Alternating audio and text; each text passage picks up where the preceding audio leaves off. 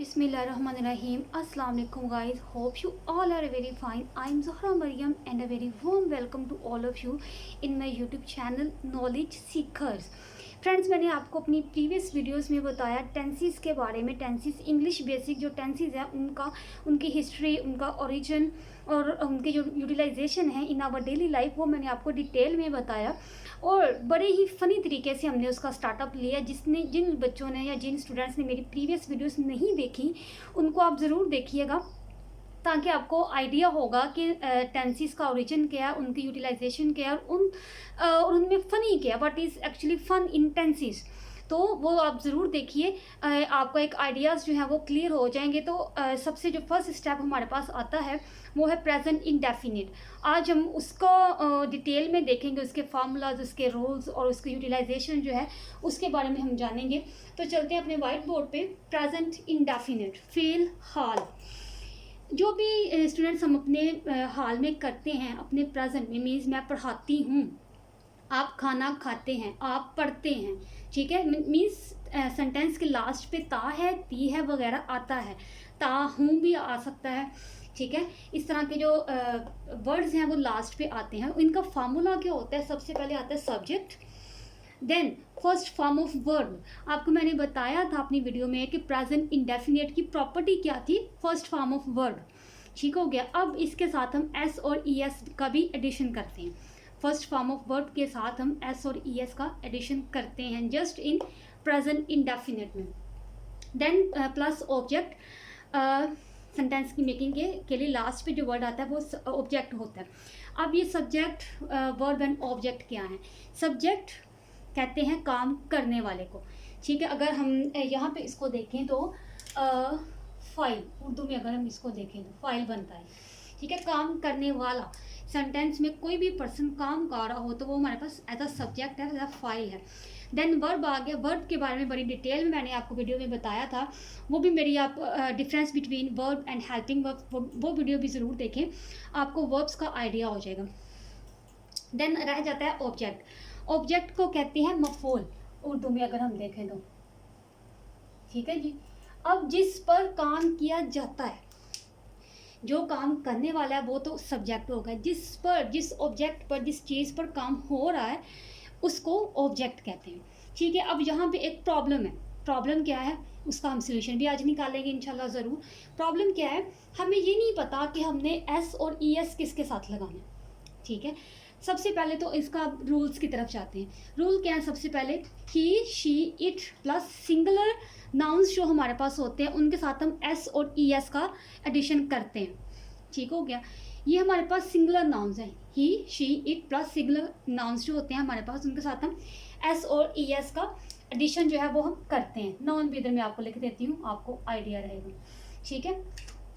अब फिर यहाँ पे एक प्रॉब्लम के इनके साथ तो हमने लगाया एस या ई एस। अब ये कैसे पता लगेगा कि एस किसके साथ लगाएं, ई एस किसके साथ लगाएं, ठीक हो गया। इसका भी सोल्यूशन है हमारे पास। वो ये जो ब्रैकेट में वर्ड्स दिए गए हैं S H C H O X double S, अगर वर्ब के लास्ट पे, वर्ब के लास्ट का जो वर्ड है उनके अंदर अगर ये वाले वर्ड्स आ जाएं दरमियान में, ठीक है, वर्ब के लास्ट पे ये वाले वर्ड्स अगर आते हैं तो हम ई एस का एडिशन करते हैं, ठीक है। अदरवाइज हम एस का एडिशन करते हैं। वर्ब के लास्ट पे अगर ये वाले वर्ड्स आए तो S H C H O X and double X, अगर इस तरह के वर्ड्स आते हैं लास्ट पे तो हम ई एस का एडिशन करते हैं, ठीक है। देन रह जाता है हमारे पास I, we, they, you plus plural nouns जो हैं, इनके साथ नो एडिशन, कोई एडिशन नहीं इनके साथ होती है, ठीक है। अब यहाँ तक जो प्रॉब्लम थी वो हमने सॉल्व कर ली कि एस और ई एस किसके साथ लगाना है। देन फिर हमने ई एस किसके साथ लगाना है और एस हमने कौन से सिंगुलर नाउन्स के साथ लगाना है। अब अगर हम एग्जांपल की तरफ जाएं, वो स्कूल जाता है, ठीक है। अब वो इसके अंदर जो है सेंटेंस के अंदर वो जा रहा है ना, वो काम कर रहा है, तो वो हमारे पास एज अ सब्जेक्ट है। तो वो की इंग्लिश क्या होगी? ही। जाता है ना, लड़का है ना, तो ही।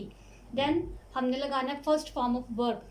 अब जाना, आपको मैंने कैटेगरी भी बताई थी वर्ब्स की, क्या होती है? खाना, पीना, जाना, सोना, वट एवर, कोई भी काम जो हम करते हैं वो हमारे पास वर्ब है, ठीक है। अब यहाँ पे वर्ब की इंग्लिश क्या होगी? गो, ठीक है। ही गो टू स्कूल, ठीक हो गया। अब यहाँ पे ये हमारा सेंटेंस अभी कंप्लीट नहीं है, इनकम्प्लीट सेंटेंस अभी हमारे पास। क्यों?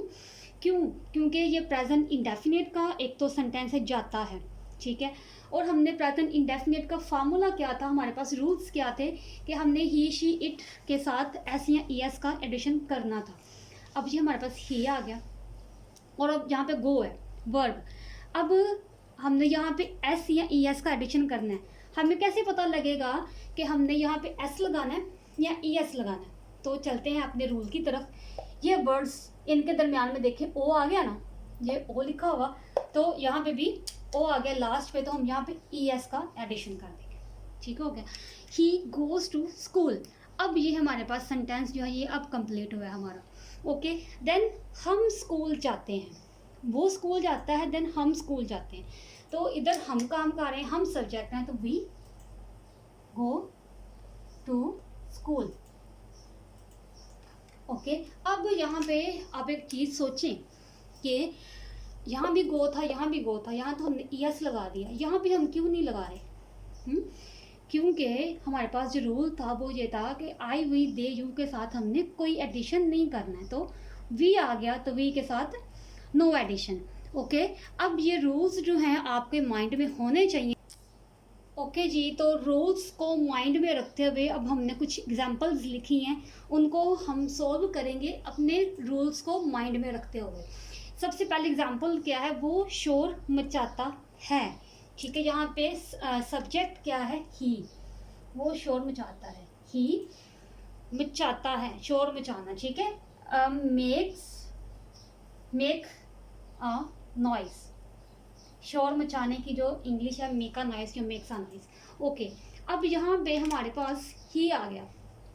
मेक जो है, मेकिंग जो है, ये हमारे पास वर्ब है, मचाना या बनाना, वॉट एवर, मेक। अब हम यहाँ पे रूल्स को फॉलो करें तो ई जो था उसके अंदर कुछ भी नहीं था, ठीक है। उसके अंदर हमने नहीं था लगाना, ई एस नहीं था लगाना, जो हमारे पास रूल्स थे, तो हम सिर्फ यहाँ पे एस ही लगाएंगे। हम दोबारा यहाँ पे लिख लेते हैं कौन कौन से वर्ड्स थे, C H, S H, O, X and double S, ठीक है जी। ये वर्ड्स हैं जो कि अगर लास्ट पे आएंगे तो हमने ई एस लगाना है, अदरवाइज हमने सिर्फ एस ही लगाना है। तो ई था लास्ट पे, तो इसके इनमें कोई भी ई नहीं है, तो हमने सिर्फ जस्ट एस लगा दिया, ओके। हम शोर मचाते हैं, then we make a noise, we make a noise. हमने यहाँ पे एस या ई एस लगाना ही नहीं है, क्यों? क्योंकि हमारे पास यहाँ पे वी आ गया, प्लूरल फॉर्म हमारे पास आ गया, नाउन आ गया हमारे पास, तो हमने यहाँ पे एस और यस तो लगाना ही नहीं, सवाल ही पैदा नहीं होता। देन नेक्स्ट देखिए, मैं सिगरेट से नफरत करता हूँ, आई हेट स्मोकिंग, ओके जी, आई हेट स्मोकिंग। अब अगर देखा जाए तो आई जो है सिंगल होता है, लेकिन टेंसेस का रूल ये है कि आई जो है सेंटेंस मेकिंग के दौरान हम इसको प्लूरल कंसीडर करते हैं, ठीक है। इसको हम एक जो जमा का जो सीगा है उसके साथ हम इसको कंसीडर करते हैं, तो हम इसके साथ भी एस या ई एस नहीं लगाएंगे, ओके। देन हम सिगरेट से नफरत करते हैं, वी हेट स्मोकिंग। तो ये तो रूल्स सिंपल सा है ना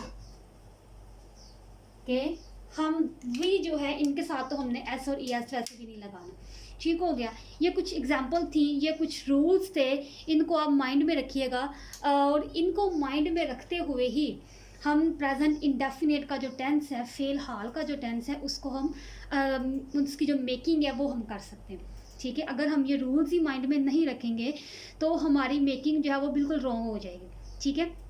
इसी रूल्स को फॉलो जो लोग नहीं करते उन्हीं के सेंटेंस मेकिंग जो है वो गलत होती है, ठीक है।